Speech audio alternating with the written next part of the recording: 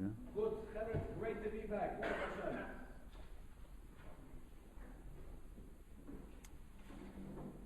This halacha is a little bit dangerous to say. We have the page Kuflamet Beis. Page is Hilchos Nizkei given Vonefesh Dinayim. So it says, Hanechnes lebeis chaveiro gimel. Guy goes into someone's house. Shloi b'rishus. I began last time to speak about this. A guy comes into your house without permission. Doesn't have to come into your house. Or a guy, came in and doesn't want to leave the house. I remember saying over here, I've been asked this question more than once. A guy Mishulach comes and he says, "I'm not leaving unless you give me a $3,000 check." And he told me Mishulach was there. I'm not leaving. So what can you do? Halacha. And I heard from someone else. A rabbi came to someone's house and he had an argument. So the guy said, "Please leave," and the guy didn't want to leave. So Bekitzer, the halacha is you're allowed to pick him up and kick him out. That if he doesn't want to leave, you're allowed to get a stick and hit him and kick him out. Even that you're allowed to do. So you're allowed to physically grab him and kick him out. There's such a concept which is called Don Udam Dina Denafshe. A person could judge by himself. I mean, how you say in English, take the law into your hands. When a guy comes to your house and he doesn't want to leave, you're allowed to kick him out. Now, what happens, someone told me this, this is a true story. Someone told me that his uncle came to visit. She tells me that my uncle came to visit my father, and he was very sloppy and didn't listen to house rules and told him, "Now don't bring food into the room," and she was not listening. And she tells me my father physically kicked out his brother of the house. And in Halacha, there's an interesting Halacha. Let's say you tell a person, "You could use my back house for a month." And the guy moved in, you can't change your mind. He became a shoyl, he was koined for a month. You borrow something to someone, you can't change your mind. Look, just like I rent a back house to someone for a month, he gave me the money, or he didn't give me the money, made a kinyan, he's going to pay me. The deal is a deal. Just because you don't get along, or it's not your cup of tea, or the law is you gave him permission to use it for a month. Once he moves in, that's called a kinyan. That means he acquired. It's like he would have given you a down payment for it, and now since he's there, you cannot kick him out. If you made conditions ahead of time. I always tell people, if you're in the rental business and you rent something out, make a condition before they move in.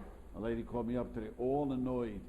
I said to the lady, it looks like you're a new landlord because you have to make conditions before they move in. Once the guy moved in, anyway, so this is the halacha. If a guy comes into your house, he doesn't want to leave, you're allowed to kick him out. The Misar says, Yesh Matirim. I don't know why the Rav says only Yesh Matirim. Shulchan Aruch says you're allowed to. Yesh Matirim for Lahakoisoi. Take a bat and hit him. Get out and swing the bat at him. You have a right to kick him out of your house. There is no other way. You have to try to find the easiest way to kick him out. Anything that works, but you're allowed to hit him. So even though there's an issa to hit someone, we learned last time, you're not allowed to hit a Jewish person, you can't hit. But if a guy refuses to leave your house, and you ask him to leave, and the only way to do it is by hitting him, you're allowed to hit him. Someone once asked me, he wanted also a guy did one of these stories, this was a homeless, decided not to leave. So he asked me, can he use, what the police use, what do they use? Pepper spray. I said, anything that helps you kick him out. How does this apply in a shul? Oh yeah. You asked this question last time. We got the story. A shul It depends what a guy does. A shul is a public thing. If the guy's doing something, you don't want him to sleep in the shul, right? We have this problem, you have the problem, we have this problem. People do this, want to sleep. You have a right to kick him out. Pick him up and kick him out. It's not made to sleep. That's it. Someone is disturbing davening. Who is the boss? Is it the rabbi? Someone is. I can't come to your house and say, Yeah, come in with if this shul is the rabbi, to make it very clear. Not that the rabbi has to. another side of Fairfax. The Yeah. rabbi's not giving out. Okay. Well, no. The truthful is, it's whoever. It's like a mayor, and a mayor in a city has a right to do things. The shul, it's a community. The rabbi or the gabbai has a right to run. You need someone to run the shul, and you need someone who disturbs. I'm not talking even. We have a guy who's not well. I remember many years ago, a guy not well came into our shul. He had a breakdown. He was just screaming out. So I said, just take him out. Just take him out of the shul. Nothing. The shul is made to daven, not the guy who thinks that you could go, express his craziness in the shul. I mean, that's what it is. So you're allowed to hit him if he doesn't want to leave. I mean, many years ago, when in the kollel next to me over there, I must tell you, and they called the police and had a guy arrested. He was really out of control. Is that considered less severe or more severe than hitting him? Well, we couldn't hit him. He was a bull. And he was a guy who was, they were afraid, he was very strong, so they called the police. So it's more severe. Even the police had to taser him, imagine that. Even they couldn't grab hold of him. He was Well, like... it's a good question, but many times calling the police, he's not going to get in trouble and sent to jail. He might just be taken, maybe psychiatric examined. So sure, you're doing him a favor. You're doing it very often. Less severe than hitting? Yeah, you're doing him a favor. When someone Nebuch is not well, you're doing a great mitzvah by calling the police and have him taken to... That's for sure. Because they take him to the hospital emergency room and they... If it's not your home, does the same apply if it's your business, your office, Same apply. or your car? Same thing. Anything's yours. The guy, it's yours, you have a right to ask him to leave, and he doesn't want to leave, you have a right to kick him out. Hit him. I had the question, I'd never found a good answer. How hard are you allowed to hit him? I mean, let's say you hit him with... Yeah, what happened, there are stubborn people, you give him one zet, he's not going to go. But maybe if you... Well, you have a bat, and you're striking him, he doesn't want to leave. You don't hit it hard enough. Yeah, but let's say he doesn't want to budge. He's sitting there. I am not moving. You have these interesting people. Chabad has their shares too, but my should also. Guy doesn't want to budge. Are you allowed to hit him till you break a leg? I don't know. How hard are you allowed to hit him? He refuses to leave. The truth is, legally, you better not hit him, right? Because the police could. He finds a complaint against you, even it's in your possession. Yes, even I was told, even he's in your house, I was told, he could file this. No, but you're not allowed to hit him. You have to call the authorities. That's what I was told. I've not know the legal laws, but someone told me once this. Is that true? Not necessarily. Because it depends how he got in the house. If he was invited in the house, then you probably have to call the authorities. So if some guy walks in the house, he can protect your residence. Yeah, usually he's invited. The Mashulach is invited. Now he doesn't want to leave. So this halacha doesn't change if he came in your shoes? Because this is shaloka shoes. It doesn't make a difference. It means even he came with his shoes, but now he doesn't want to leave. That doesn't make a difference. He came in, he's there, now please leave, and he wasn't leave. Okay. The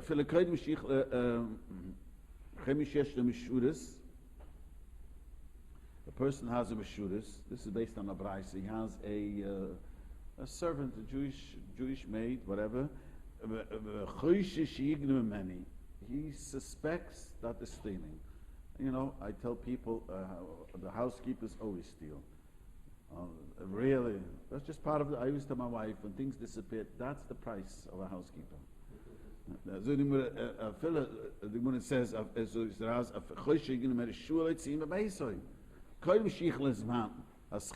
before the finishes the mount, the Messiah of the Lord says he doesn't want to leave. You have a Jewish worker, doesn't want to leave, and you have enough chashad, enough suspicion that the person is stealing, you're allowed to hit him. So So you're allowed to protect your property. To hit him till he leaves. You know, I think I mentioned last time, someone once told me that a guy, you know, he told a person to use his son's bike. And he called, you know, it was just for a few days, he calls him up, and his son was in camp, send him to the East Coast. Calls him up, and can you bring the bike back? It was just for a few days. Doesn't answer, calls, leaves another message. This guy went to the house, opened the, you know, slipped out the gate, and took the bike, and so it's interesting, the guy calls me up. The guy who borrowed the bike, you imagine what he did. He came into took my bike. You know, I always know there's no side. Took your bike? What's this? The guy just took it? No, I borrowed it. And let's hear his side of the story. You know, then he says, oh, well, why does he need it now? People have a certain way of, you know, it doesn't make a difference. He said you can use it a few days. It's none of your business. It's no one's business. He's coming to you thinking he's going to say no, yes, Right. I don't know what he wanted. He was just telling me the chutzpah, and I said in a very nice way, see, as a Rav, when people come to me, I always know, I want to teach you all, there's always another side of the story. Always. Even if your wife tells you a story, there's another side of the story. Well, with my wife, I say, I have to agree with my wife because I have to calm her down. But I know there's another side of the story. You know, every story, there's two sides. No one, you know, so when a guy comes to you and he says to you, you know, that you have to, what, the guy just stole the bike from you? I mean, what happened? But anyways, he had a right, he had a right to go into the house. Even more, he's allowed to break the door down if he knows you have an object he doesn't want to return. Allah, the only way to get this guy just, you know. But this is only if it's your object. My object. Not if he owes you money. No, that's your object. With all money, we said you're not allowed to take. You're not allowed to take collateral. But here, it's your bike, it's your watch, your Gemara. You know, there was a story, someone told me that a shoe borrowed from another shoe, Sefer Torah, only for Simchas Torah. And they've been calling them, return the Sefer Torah, return the, you know. So I said to the guy, halachically, I'll break down the door, but you don't have to do it. Just hang out in the shul, go to the shul and walk over. No one, you know, the rule is you walk, you act like you're confident, you walk to the, take the Sefer Torah, no one's going to say anything to you. Just do it. It's exactly what happened. Came to shul, the rabbi wasn't there, he walked up, took the Sefer Torah, no one said anything, and left. But, you know, halachically speaking, he was allowed to do that too. You know, if he couldn't do it, break the door down the whole day and just take the Sefer Torah out. You said that if he owes you money, you are allowed to take it. We spoke about that. If he owes you money, you're not allowed to go into his house. If he leaves the tefillin in the shul, you can. He leaves it on the desk, but you can't go into his house. Right? Your object, you're allowed to go into his house to take the object away. You speak up, what? Same thing. If it's your object. No. If he owes you money, you can't go into the business. You could, nothing. You have to call him to court, call him to Din Torah. Can't not go into someone's house or grab something out of his hand if it's not your job just because he owes you money. But you can, if his talis and tefillin is laying on the table in the shul, not in his home, you can pick up his talis and tefillin. You could, So this is because this is your property, right? yeah. If it's in someone else's property. Then it's okay. I was at a bris, the first time this happened, I was at a bris in someone's house, and a guy comes over to me, asks me at the bris, that he wants to take the talis and tefillin with someone. It was someone else's house. A guy, you know, was renting an apartment from him, left with $600, and he always, you know, he paid his rent the last, you know, he still owed him $600. Always, you know, the check is in the mail, you know, the check is in the mail, and I said to him, he wanted to know if I'm allowed to take talis and tefillin. He's not going to be a tefillin. He says, that's your headache. You're allowed to take the talis and tefillin. Now, people are, because if he doesn't have to borrow, he'll borrow. If he doesn't borrow, it's not your headache. You're allowed to take talis and tefillin. This guy was very nervous. He left a note. That's why I got into trouble. The rabbi said, I'm allowed to take a talis and tefillin. And he wrote him, if I don't get paid, then, yeah, you know, and he paid him. It's interesting. He did pay him. Can you also hit someone in someone else's property? No. Hits, what I mean. Yeah, if you're allowed to take, if it's your object, you're a no. Take away something out of his hands, you can't take out of his hands. No, if someone is in someone else's property, are you allowed to hit No, them? the owner is allowed to. But not. No, the owner. Can the owner make you a slip? No. How You're not allowed to take something out of someone's hand. If But it's let's yours, just say you did already. you did it? Yeah. You're not allowed to take his triangle from his head. But you were upset and you saw him and you grabbed it. Now it's not on his head. Now it's in your hand. You know, you don't have to give it back. You don't have to give it back. You do not have to give it back. That's No, now you're holding a mashkin. That's a collateral. If you grabbed as a collateral, So I did a bad thing by taking it. yeah. And now you don't have to give it back. What's the recourse for that action? Al khayt. Okay. No, but that's. Yeah. Yeah, but you're allowed to. I told someone, a Chabad person who was a rabbi, someone owes him $3,000. Who knows how long? I told him, and the guy comes to the mikveh, takes a shtramel, take the shtramel. He tells me I can't do it. I always marveled at this thing. You know, the guy could do an avla. I say an avla, do something wrong, and not pay you for who knows how long. But if you want to do the right thing, you have a right to take a shtram. I can't do it. I don't know. There's always people comes to these things are turned upside down. I can't do it. Take a shtram away. So don't worry. Next Shabbos you can have the money. I'm telling you. You'll see. He'll deliver you the money. I've told people one of the ways you get your money paid.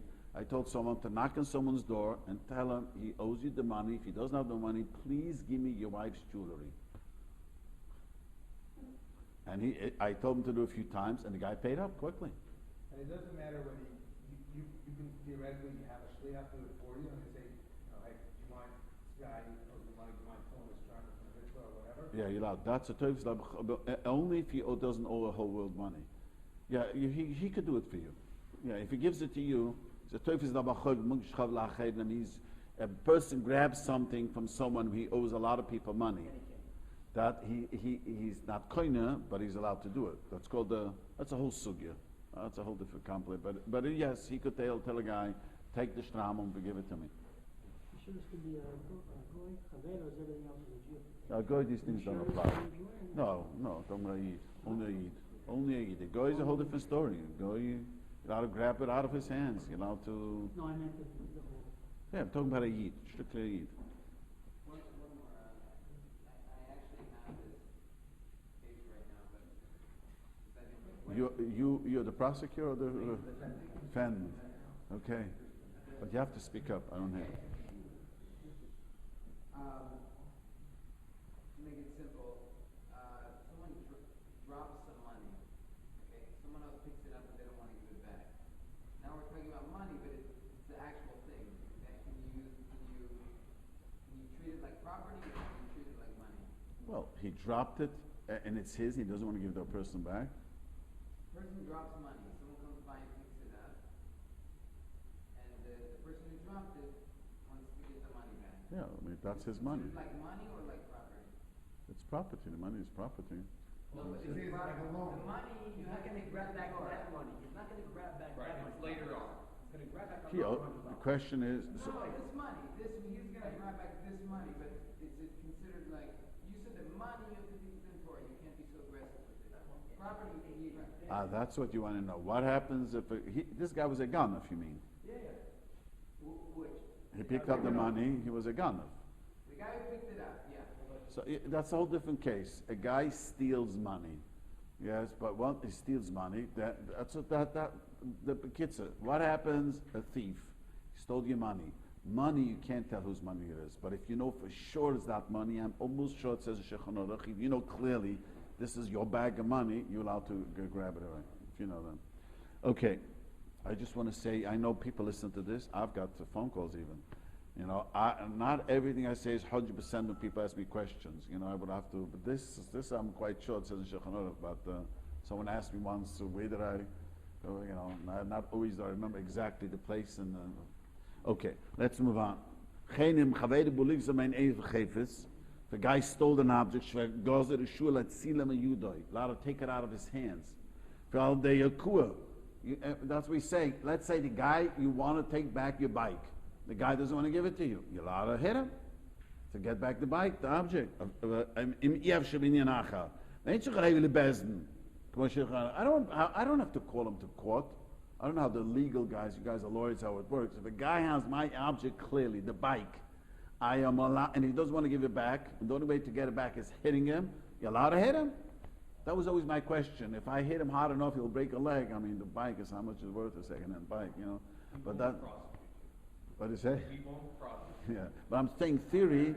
Yeah, but in theory, I'm just saying that our Torah says if the only way to get your bike back is to hit him, I don't have to take him to Bezdin. That means you're allowed to take the law in your hands when it's your object clearly. That's okay, so the Rabata. You're not allowed to hit your friend if you know he's in a shisla kaisai. Even he gives you permission to hit you. You can't. No one. You can't tell someone, you know, give me a slap me. You're not allowed to do that.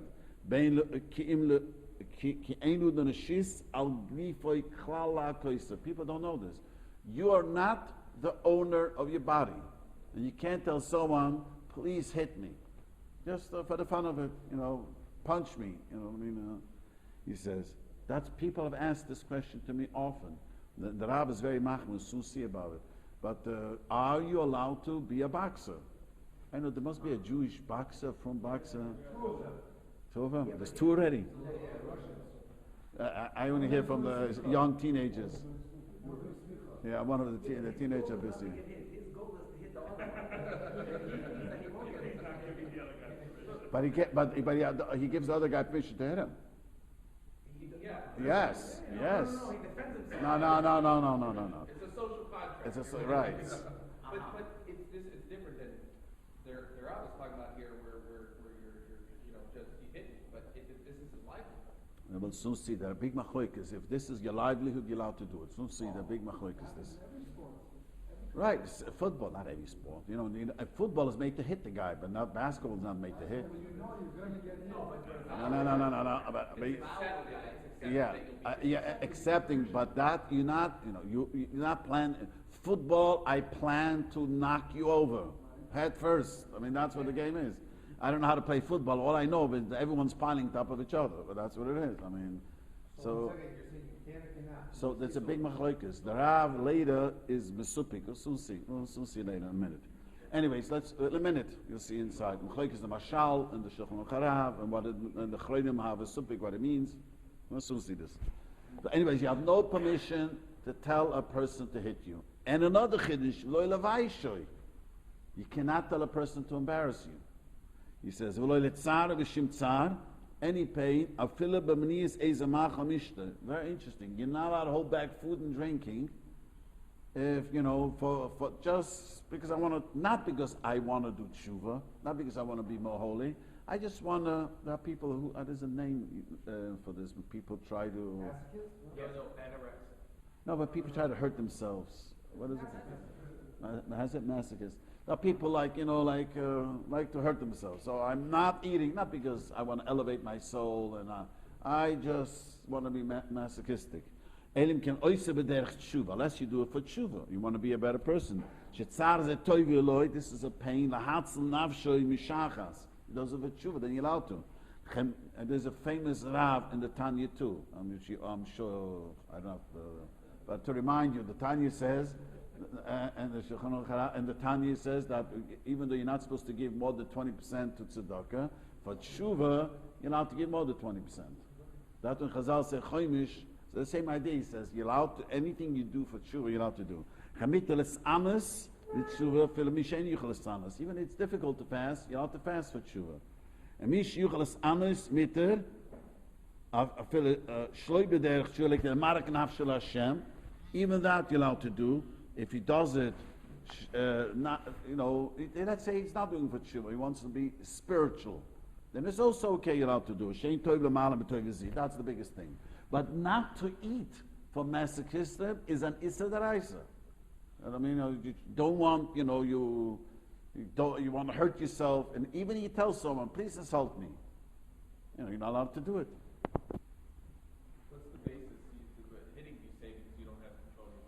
Same emotion, you're not allowed to cause emotional pain. Yes. Well, weight is not healthy. He's not allowed to have a lot of weight. the other way around. What if it's a girl who's 100 pounds before? That is it. She's not. I mean, she's not allowed to just for if we live in a crazy society. So certain girl, I have a house full of daughters. I know. So sometimes, but very often it's in the head. But if she's overweight, and today boys don't want to have a girl that's just a little slightly overweight, she's allowed to go on a diet. Getting married is very important. Being attractive for a man is for a girl is very important. If that is going to make her look good, then she's allowed to go on a diet. But just for the okay.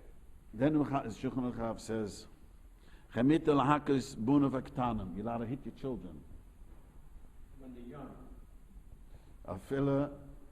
We live in a society. I think certain places. I was told in Australia you could be arrested for hitting your child.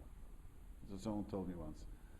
And but Here also you can get arrested for hitting your yeah, if you abuse, but you give him a smack in the behind, you could get arrested too. Are you serious? Depends who the DCFS worker is.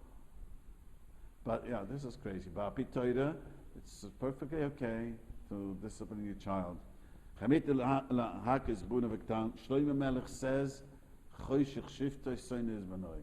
Holding back a rod from your children is the end of you're going to hate them. Children are not disciplined, turn into monsters. Literally monsters. So chamit el-hakos buna v'ktanim for the shloibish shel chinuch Torah mitzvahs. Not just to do mitzvah, to teach them, respect. Children, now this is very, very important.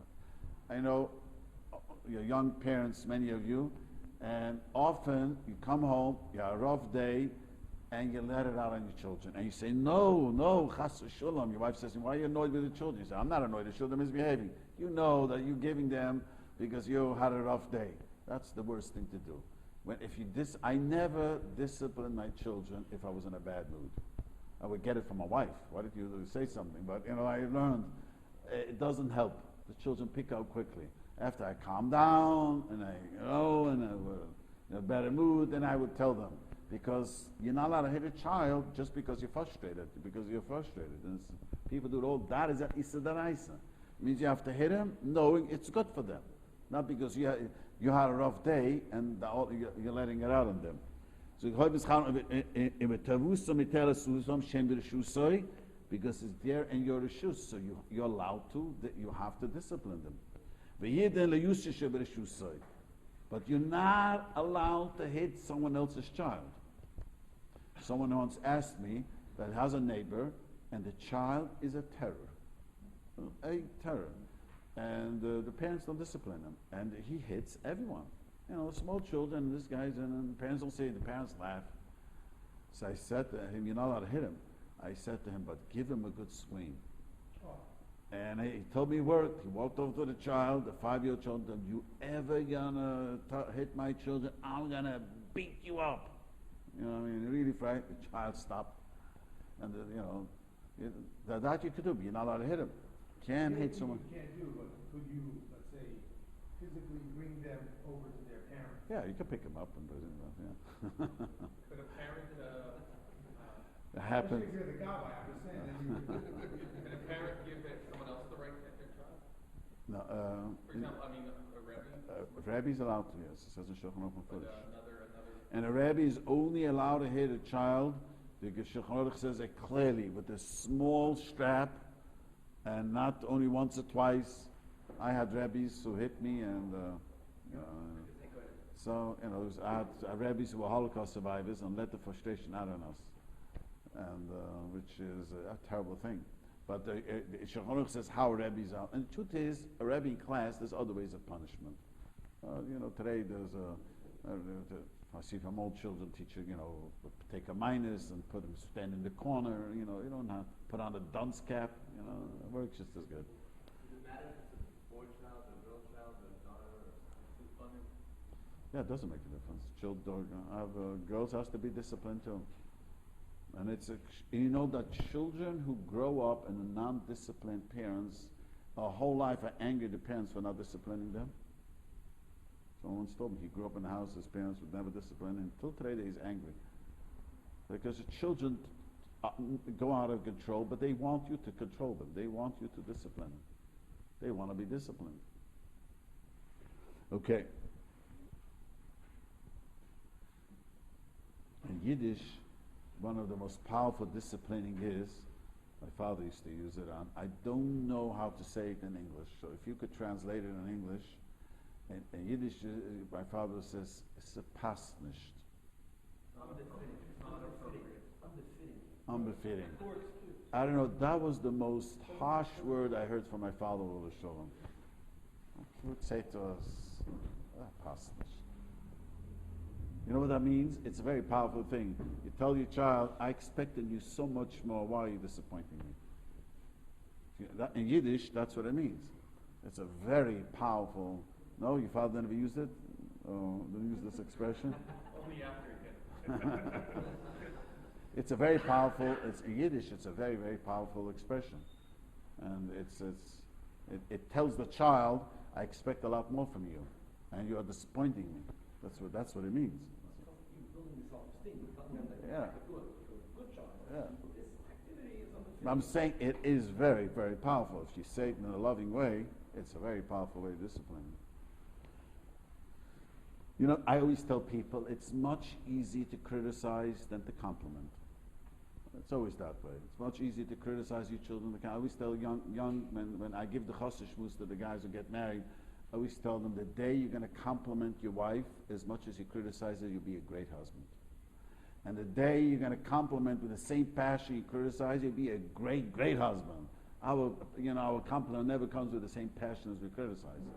I always tell people, you buy from a card from Hallmark, it says, the compliment is very short.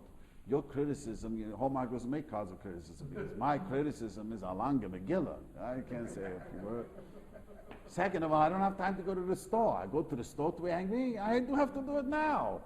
And, say thank you, I love you, I could ready you next week, I go shopping, I get a car. When you're angry, when you want to shoot right now.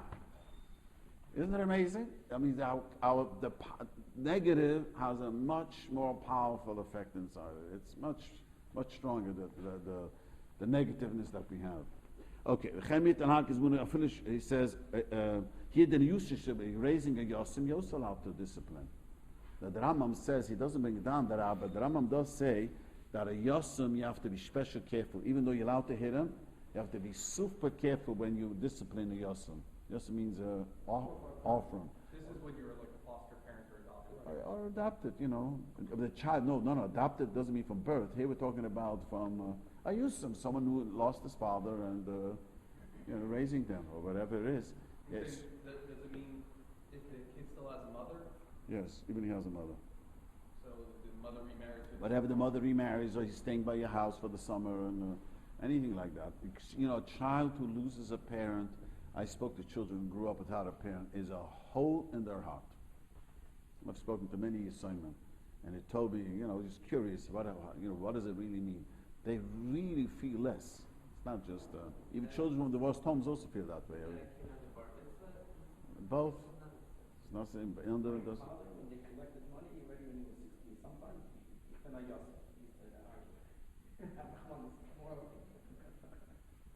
the din of a yosem, the din of a yosem, my brother said, when I said Shiva 5 years ago, first time my father was 91 years old, so my brother, who's a grandfather many times, said, I just became a yosem at the age of 60. Yeah. Came an offering, he said offering. But the truth is that there's a mistake. The Rambam says, and Shulchan says, a yosem has only the halacha till he's not old enough to take care of his things. Once he's mature enough to take care of themselves, it doesn't have a din of an offering. That's an 18, 19-year-old, we expect them to move on in life. Even though inside their heart they're broken. A child who grew up without a parent, inside feels broken. But it doesn't matter. In Halacha, once you reach maturity where a person could take care of themselves, that disappears. It doesn't have that Halacha v'yosem. Okay, if your children are listening to you, mit der Lakoisem, afile Tevis Atzmon, Leute Tevusaki, Yuchal Koifishim, even though it's not so important for them. I need, anyone who has a big family knows, not always do I tell them I get annoyed with my children because it's good for them. You didn't do your chores. And you didn't wash the dishes. Who says they have to wash the dishes?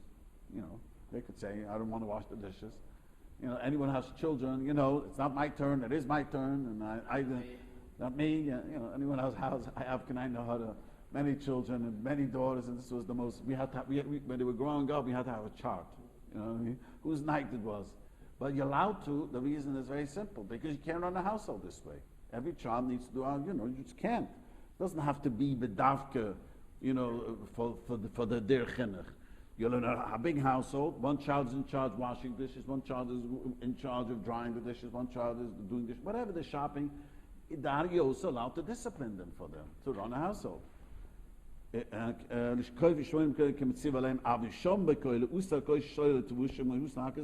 I hate a child for no reason.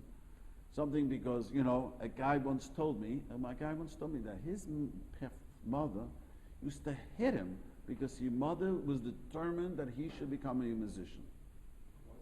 A musician has to play piano, he's got to play, and he would get petch. He lived in Vienna, he was this Yakisha, and his mother used to hit him on his knuckles, and he still remembers that. Imagine a grown man of 65 years old, he told me he still remembers that. And he still has anger about it. But there's no heter for that. Just because you want your child to excel in Narishkeit, and he was not interested in playing music. So this is what the Rabbi is saying is you're not allowed to. You want him to join something they don't want. You can't hit him for that. Become an artist, often parents do. Today we're more educated, but parents used to do. They their kuvit is in the child. You know what that means? That means their ego and their honor. Oh, my son the doctor, my son the lawyer, my son the musician. The yeshiva, or the shliach. It is. It is.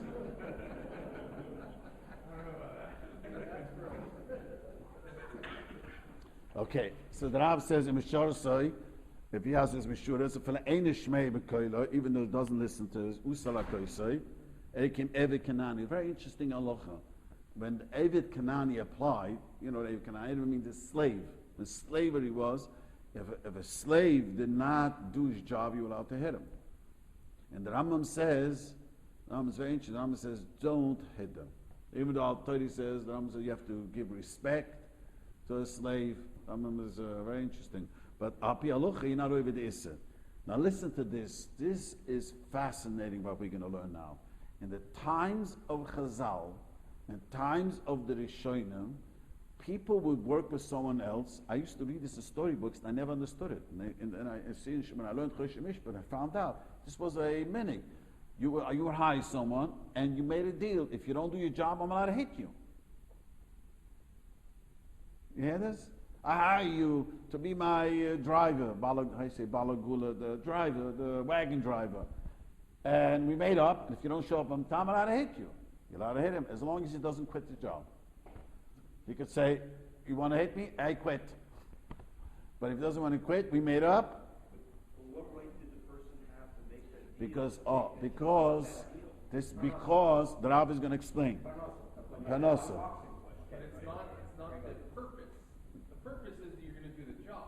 Hitting's a byproduct. Yeah, but look why. So why is he allowed to? So the Rav says, makes a condition with chila. He makes a condition with him. I'm allowed to hit you. If he doesn't listen to you, my eles nesines reshisa v'oile tavusik deishiyiskeruhu. The Rav says, the guy says, if I can't hit you, I'm not going to hire you. Can you imagine? That's what you used to have those days. If I cannot hit you, so he's allowed to give him permission. But he could say to him in a minute, Mekobel Koin, the Rav says, he changes his mind. He says, I don't want you to hit me. You're not allowed to hit him. He's late for work. Don't hit me.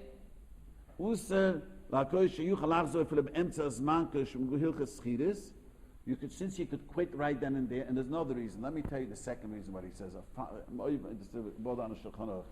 You know, there's a halacha, a lady, a person could marry a lady and tell her, a condition, I don't have to pay you, I don't have to feed you, clothe you, house you, shade, exists. That means I'm marrying you with a condition. I was sitting once, believe it or not, trying to my second marriage. And I didn't want to do it, but they both agreed, the husband and wife. And he clearly said, I'm not obligated for your clothing, for you have a good job. It's going to be your obligation, unless you become incapacitated. I made that already. He said that not when he gave it the ring. Before a prenuptial agreement. The second marriage, and he had children, and he says, I don't know how, that's the agreement.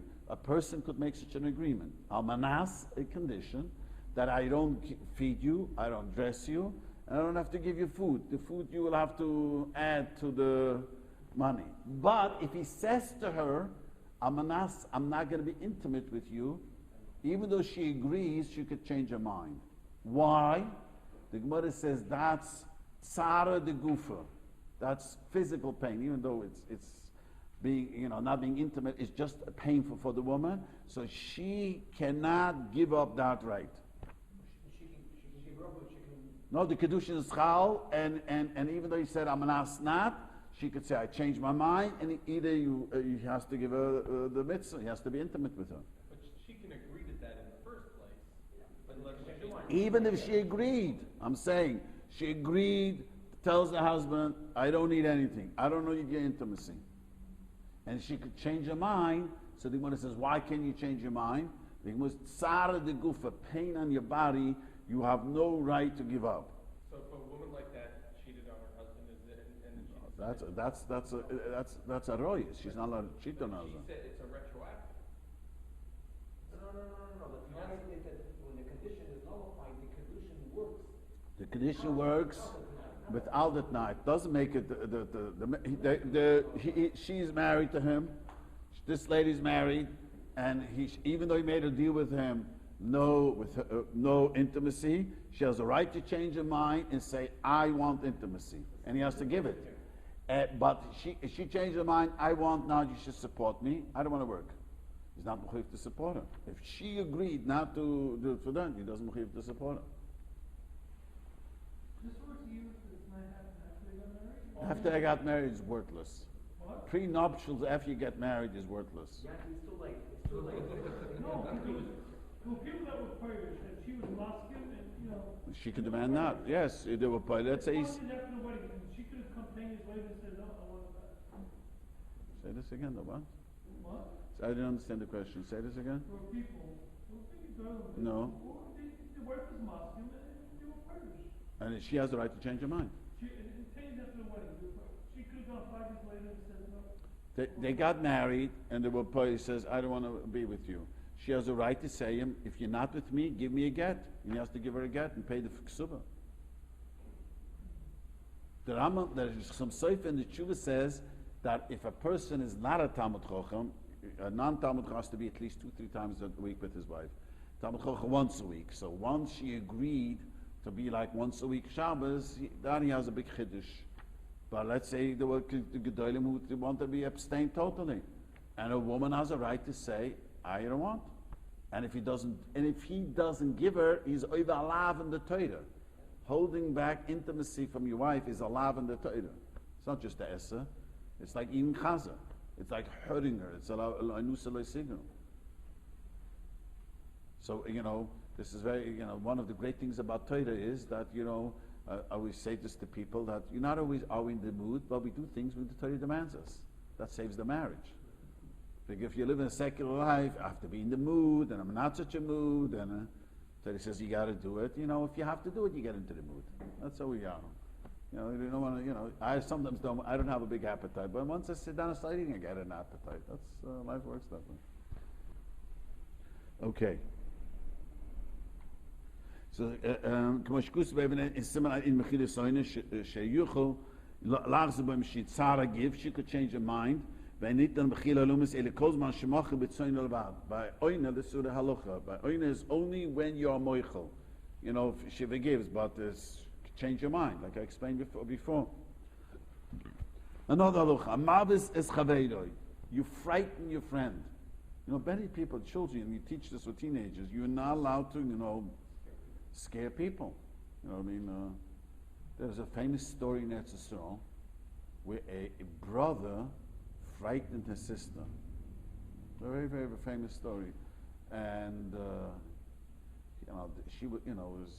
they got the police involved and they had a hard time. It was a brother playing a prank on his sister and she miscarried. And the police, you know about this story? It's a very famous story. And the police wanted her to press charge against the brother. And I only know because people ask me about the story, and the Rav says not. I would have said they should have pressed charges, because this teenager is going to turn into a monster. He should have paid and sat in jail. He literally frightened his sister, and she miscarried. Because sometimes you frighten a person so hard they could miscarry. But it doesn't have to be a lady. You're not allowed to jump out of the dark and say boo. Many people don't know this. Now, you're not allowed to cause pain. Not allowed to act, any prank which frightens the person. You're not allowed to do this.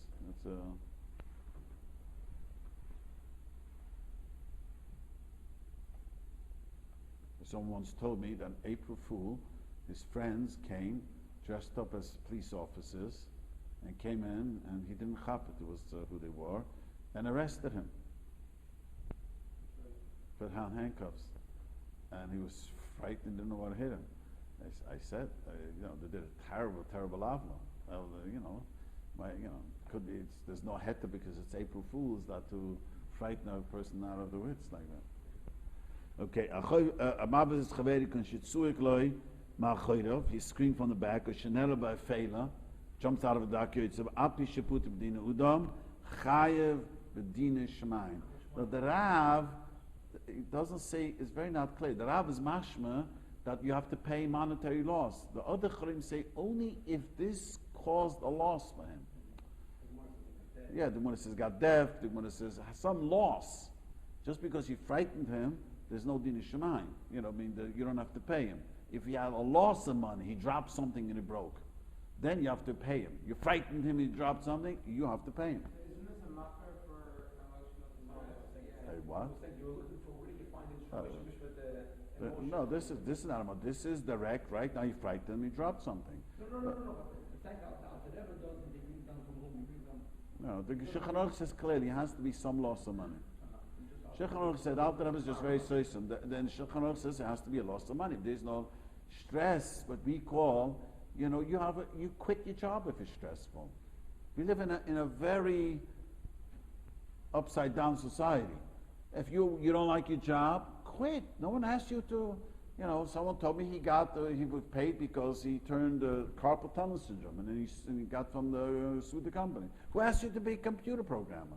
Didn't ask you. I mean, there's no such a thing.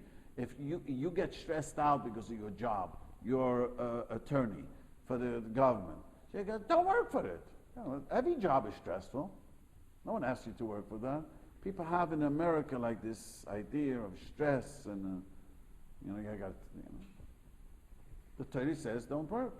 But even the truth is that even when someone insults someone, then that's the only time, bish, where to shame someone. It's like a child being molested. The guy has to pay him $1 billion because people are molested. Shame, a whole life to walk in shame. I was told. I don't really understand your point about the carpal tunnel. Meaning any work site injury, you could on one hand say, hey, who asked you to be a warehouse schluffer? You decided to do it, you hurt your back, that's your problem. But that's the right. way maybe this falls under Dina Machasadina, but the way the law of the land is that as an employer you have to have workers' comp insurance. No. People that have injuries Dina, on the job. the Rambam says Dina Machisadina cannot be midas Saddam. This is, you working for me. You have to be careful. You weren't careful. It's not my problem. If even if the floor is not so straight, you saw the floor not straight. Don't work here. Quit. You're working, schlepping things. It's not good for your back. So don't work as a schlepper. The Torah doesn't obligate a person. I know we live in America too long. It got into our psyche. Even negligence. What are negligence? You see. Acceptance when you go to work somewhere, both on the employer side and the employee side. When I go to work somewhere, I know my employer has paid special workers' comp insurance. He has no choice. If I get injured, Because he has no choice. well, He has no choice. Self-insurance. No, there is no. No. And if I get hurt, he's on the hook for it. No. He has no choice. He has to do it. He wants to be in business. But Al Pi Torah, you're working here. It's a hard job. Don't do it.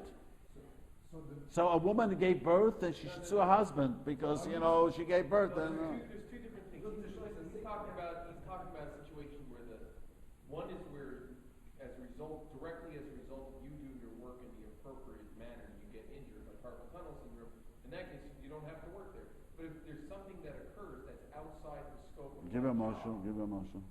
This is it's what's lavabasra. It's bar, shower bar. Yeah, but you're working the place. You see, there's a bar. And a box falls down from the shelf and knocks you in the head. That's something else. Yeah. But the owner is not mechuyev for that. We like to blame always the owner. Let's say someone else put up the box there, then you have to sue the guy. The guy put the box. Well, the owner's the one with the insurance. No, again, I'm saying what the Torah says. Someone literally asked me, a Jewish. What's the title? Are you saying you get injured on the job? Let me. One second. No. Even if you know it's not coming from the owner's pocket, but it will. It's his pocket. Maybe it doesn't come. Of course, it's his pocket. But the difference is, Rabbi, if I'm suing the owner, I have to go to best, and if I sue the insurance company, I go to court. Well, let me tell you a story. Someone asked me, they're fixing the ladies' mikvah in our neighborhood. So fixing the mikvah, the ladies' mikvah, it's brand new. It's unbelievable nice. So anyway, so the guy, the contract is a Yid, and he says, I am convinced that the goyim stole some towels from the ladies' mikvah. So he says, do I have to give, he's a very nice guy, he was curious, do I have to give a donation for the ladies' mikvah? They stole towels. So I said to him, you know what the halacha is? If he stole, even though you bought the worker, we all, it doesn't make a difference. The worker has to pay. I will explain if Zalman Plumbing sends a goy to fix your plumbing, and the goy broke the cabinet, so of course we're going to sue Zalman Plumbing. The Shulchan Aruch says clearly, go after the goy, make him pay. You cannot go after the owner. It says the Shulchan Aruch not once and not twice. This halacha. Same thing over here. See, we live in if a guy put on a box over there, not well, so the guy put it up, he's responsible. But there's a concept that I'm relying on you to have hired a normal worker. I hire a guy to fix my plumbing. I don't know about plumbing. It doesn't make a difference. It doesn't make a difference. The guy made a mistake. He's a good plumber, the guy. I send the plumber. He didn't break with the bedavka. He broke the cabinet. The din is, the Shulchan Aruch says you cannot sue him. Go after the guy. Take the guy to court. Whoever did it. If I took him to work to court, the court will say you have to sue the owner. I'm just saying in halacha. So you can't, it doesn't make it. You're saying there's no remedy. There is no remedy. You make up with him. Yes, you could, if you want, speak up and say, when the plumber is coming, I want to know if he breaks something, are you responsible or not? And he says, I'll be responsible, and it's okay. That's no problem. But I'm just saying, in halacha, people ask me all the time, like the guy delivered the freezer and broke the cabinet. The Yiddish company he didn't deliver the freezer. It's a Jewish company it's not. You have to find out if the owner of the company is Jewish to know whether or not you can. Well, you don't have to find out. You could assume. I'm saying what the halacha is. What do you do? If you have a situation, If you don't know he's Jewish, you could assume he's not Jewish. But if you're using JV moving to move your stuff. It says, movers. It says in the contract he breaks it, he pays it. Do you know that? That he, the owner pays. Yes, it says very clearly. Usually, mover says it's whatever you make up. If you make up, then the guy becomes obligated. I'm just saying in halacha, of course, the land, if you work with a non-Jew, so the land of the law. But if one Jew to another Jew, the land of the law doesn't work that way. Can we Yeah. say that today's society has accepted that? No. It says something If a guy wants to pay, he's glad. The guys, I don't want to pay you. If a guy wants to pay, you're allowed to take the money. But I'm saying if a guy doesn't want to pay, the guy that's what we're talking about. Let's see. Speak up. Someone that do business in America today knows that if their employee breaks something, they're going to be held responsible in court. Why would I have to make up a separate agreement? Everybody knows this is how business is done today. But it doesn't become. If you say the way you're saying it, that everyone knows that we hire a plumber, that's not true. Not always is that way. Plumber happens to be, I was told, but not everything works that way. No, I was told not. If it's accepted in a case when everyone knows, then it's like you made a condition with the guy. If this is accepted and everyone knows, this is the famous question about rent control. Not everyone knows all the deals of rent controls. You have to speak to people. Some people, it's always not clear, and things that they themselves don't know. I remember many years ago, I called up the insurance company about the Blue Shield. I forgot it was Blue Cross, Blue Shield. I wanted to ask if they pay. And the lady said, of course not. Then I called them, no, of course yes. And after the third one, I got a third answer. They don't know themselves. And many of these things, people don't know themselves. But something that's accepted clearly, So everyone. a worker that gets injured in the workplace, it's accepted that they have. But I never thought something else. When I send the worker, I accepted it. The guy got injured. What did I accept? I don't have to pay injured. No, let me explain something. There's a link missing. If I hire a plumber, I call Zalman Plumbing, and I'll tell Zalman, the guy's going to do the job, break something. Are you going to pay me? So he has to pay. He took a responsibility sending this guy, whatever happens, and his responsibility. It's like he became a shomer by sending. There's a kinyan shmir, a kinyan. Let's say the guy is coming, and a guy's working for you, and he walks into your office, and he slips. I think a wheelchair, the floor could get wet too, and he slips. Well, why should you have to pay him? But he didn't send him to fix plumbing. He was a schlemazel and he slipped. Well, if I hired him, and when I hired him, he said to me, hey, Mr. Christian, Even if he said to you, I want to tell you, if I ever get hurt on the job, you don't have to pay him. You don't, even if you made up, you don't have to pay him. There's nothing chal, there's no chalois. I say to him, if anything happens at work, you're going to pay me. Why you become obligated? But you have to have a kinyan. I don't know if you show a kinyan work, I have to look this up. But just by saying is not chal. Saying, I'm telling you, you could work in my office, but if a brick falls out, or someone comes crashing in, and someone slips, and anything happens, I will pay you. Even he said it, he signed it, it's worth 1-0 al pi Shulchan Aruch. There's no kinyan, there's no shibit. When a guy working, and I say to him, when you're working this, if you break something else, you're going to pay for it. You send your workers, so there's a damage over here, and then there's built on that. And Shulchan Aruch says there's a chiyuv. But just like I told someone, I'm taking you as a moil. I could change my mind. I don't want to take you as a moil. I'm going to buy insurance by you. Tomorrow I could say I'm not buying insurance by you. Yes. Suppose I move back here. I hire a guy to work for me. He's working, and in my factory, I don't really know about it, he doesn't know about it. There's chemicals that are dangerous, there's asbestos, he breathes it, he's working, he gets very sick. It's in my environment that my factory. Do I have an obligation? No. An obligation. He wants to be safe. Check it out till you come working with someone. You didn't know, he didn't know. he knew it was a dangerous situation. No, I didn't know. And that's his case. Why is it more your obligation than his obligation? I mean, all the big asbestos cases back in the day, they didn't know it was dangerous. That doesn't. I'm explaining, and that's the secular law is midas Saddam, because both people didn't know and they're still suing the company. No one knew it was dangerous when asbestos was around. I don't know the about around, but let's say your case, both didn't know why. Why you want a worker? You want to make sure it's healthy. Check it out as much as I do.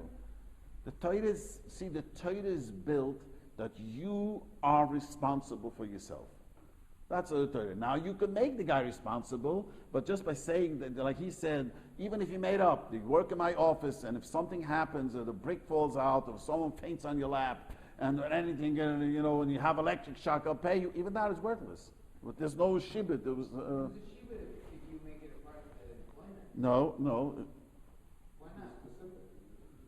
You're doing a job. You work for me. I'm going to pay you. And part of the work, part of my payment is that if you get hurt, I'm also going to pay for that. Sorry, yeah, what did you just say? If it was signed contract, it's like a If a signed contract, what makes the obligation? You have to. And part of my payment, you're my employee, part of my payment of me paying you is if you get hurt, I'm also going to pay for your medical bill. You work for me, I'm paying you. That's it. But it's not. I don't think it's chal. Yeah, it has to be. Even if you made a kinyan, it's called kinyan d'varabalma. It's like an asmachta. If something would happen, I'll pay you. It's a real asmachta. I don't think it's chal. Unless you I'll look it up next. By next week, I'll look it up again more. You're saying that you need a transaction for contract. But even a transaction, writing a contract, even I'm not sure. I have to look it up because it's like a real asmachta. That I said to you, like I'm saying to you. You don't really think that a break is going to Yeah, but if it happens, I'll pay you. If always the if when something happens, there's always an asmachta. It's a real asmachta, It's isn't it? as a result of negligence of the owner.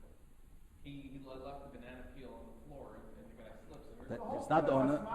What's one saying? That whoever left it, that's a bot. Right. But if let's That's- say we don't know who left it, and there's a banana peel. Yes. Why is the owner of a He shibboleth? doesn't have responsibility. No responsibility. He has no responsibility. He says the one who left the banana peel, just because it's in your house, he has no responsibility. But the whole point about Smacha, I thought, is that you don't think it will ever really happen. No, yeah, you also don't think. Daniel, do The you? reality is, Daniel, work one at a second. computer for years, very often get carpal tunnel. 1 second. Do you any accident happened in your father's business for the last 20 years? Has anything ever happened? No. Baruch Hashem. I don't think so. No one thinks that things are going to happen. We always hope the best. We do know, as a rule, in 100 businesses, this thing would happen. But everyone thinks, Baruch Hashem. I'll give you a better example. In the nursing home business, okay, they know people get hurt working there all the time. Guarantee it. But talk to any of your Balwatas. No. You know that people get less hurt today. You know why? Miracles happen because there's CCTV all over. All of a sudden, less hurt. They kill me. The nursing home business tell me. All of a sudden, I'm a nurse. Nurse happened. They put up this. It's very inexpensive to put it up, and there's no more workers' comp insurance. Doesn't go fly through the roof. You know why? Because no one was there. One guy told me that he told his cook, there's a CCTV.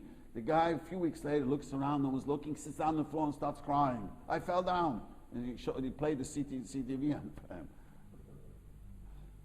I'm just saying, but I'm explaining, forget that. The truth is that even if people get hurt, you know what I mean, that doesn't, because they're shlamazel. Most often, it's not the boss fault. They didn't look around, this worker. But coming back, normally it's called an asmachta. The asmachta means, if something happens to you, I'll pay you. That's a real an asmachta. If something is going to happen, I will pay you. How about a soldier in the army, a soldier who's drafted, not by their own volition? What does that have to do with one? So It's not their choice to be a soldier or not. So if they get hurt in their army service, the government has the right to do whatever they want. They want to pay, gesundheit. Yeah, but they don't have relation, what? according to Shulchan Aruch. Well, that's a whole different. The government works on different halacha, different laws, whole different way. Going to non-physical damage, but monetary. I'm just trying to think of good examples. The one that came to mind is simple. Somebody's just laid off. Can a Jew file for unemployment? Yeah, you pay unemployment insurance. Yeah, that's not the problem that you can't file. Let's say the guy didn't have insurance. Let's say Daniel in his business, he would not have insurance. And yes, you know there's they say a shoemaker doesn't have shoes. Then he sells, and something happens there, and he didn't have. So you're suing him. You can't sue him. You know what? Let me tell you an interesting story happened. This guy told me in Muncie. The guy in Muncie it was ice. Everyone knew there was ice. It was one of these icy days. But he was walking to his friend's house. And they didn't have it. No one had it. It was just No one had a chance to push the snow. It was ice. But he just walked and he slipped and he broke his hip. He was in the hospital. No. He sued the owner. Nach the mazel, the owner didn't want to give him insurance. And it was a big din Tauber.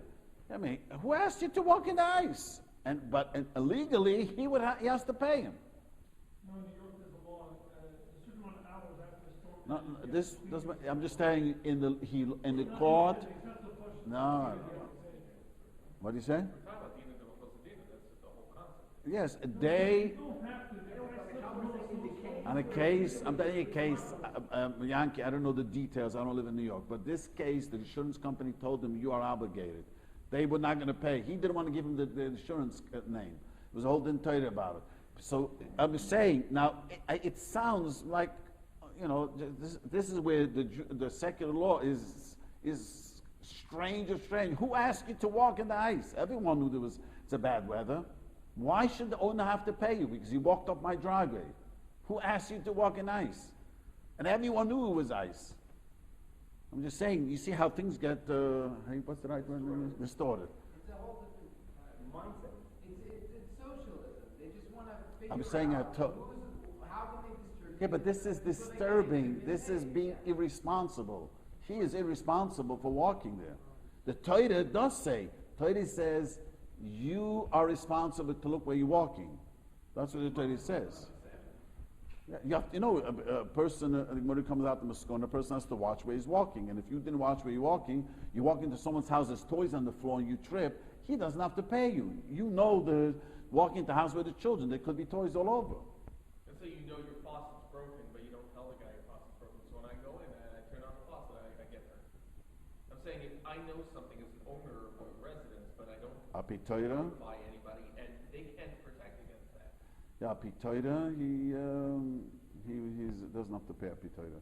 That's a whole different halacha. That means I was by gruma being quiet. It's Dina Shemayim would have to pay him, not Dinuda. Means Dina Shemayim wants to know a case where I don't speak up and I could have spoken up and saved them from loss.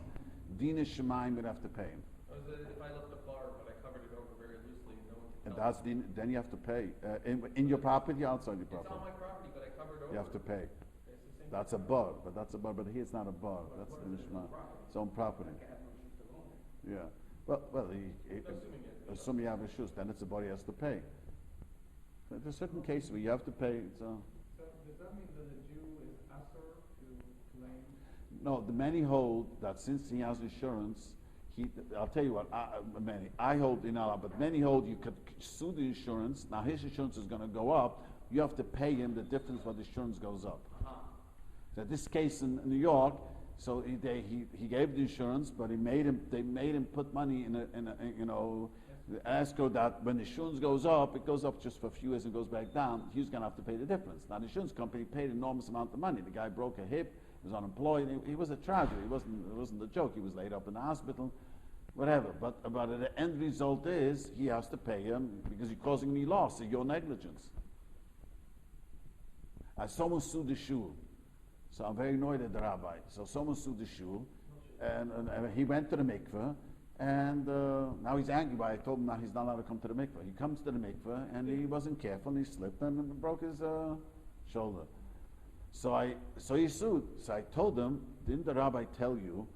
He didn't want to tell me the rabbi that you have to pay the shul. The insurance went up. Yeah, you have to pay. He's one of these people that likes to take advantage. He never paid the shul. Now he's angry that we don't let him come to the mikveh. Let him go to the mikveh and he can take his pen.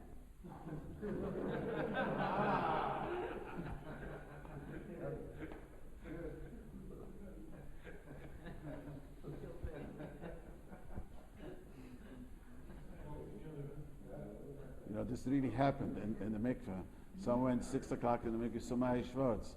This happened to us in the neighborhood about 20 years ago.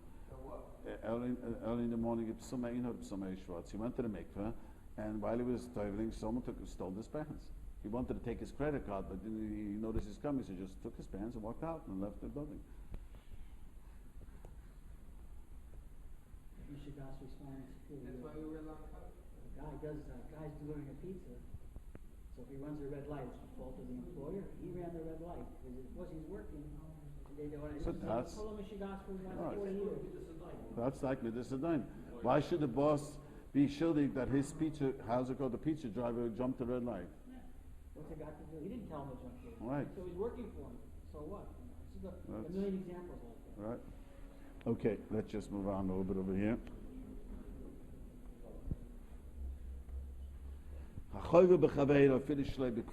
You hurt someone even without intention. You paid him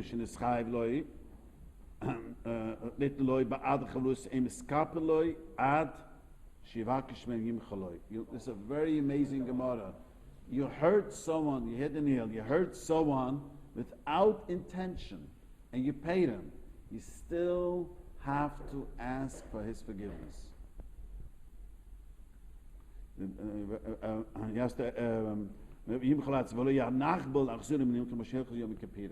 You should forgive him. If he asks forgiveness, you should forgive him. But even he hurt him unintentionally, he has to ask for forgiveness. Very interesting halacha list. So someone once asked me this question. Let's say a guy was in a car accident and the guy lost a leg. So he paid him whatever the insurance paid him. The guy says, losing a leg for me is worth $1 billion. I don't want to be Michael you. I don't want to forgive you. Without a leg, live without a leg. So he has no right not to forgive him for that. The Torah says the value of a leg is whatever the value of the leg. The Shiurim says how he assessed it. Once he paid you, now you have to ask forgiveness for the pain. And you should forgive him. If he's sincerely asking forgiveness, you have to forgive him. You can't pull out the card and say, well, for me, without a leg, is worth a lot more money. You're not obligated to pay that. You understand? So you pay what the obligation is, and the guy, you ask for forgiveness, but you have to ask forgiveness with real asking, not just... And then but if the guy did not pay you, on the other hand, you do not have any need to forgive. I thought he's responsible to pay you. What do you mean? That's the whole conversation we just had about the hezek of the employer. We're talking about it as a guy, by mistake, bumped into someone, he hurt him.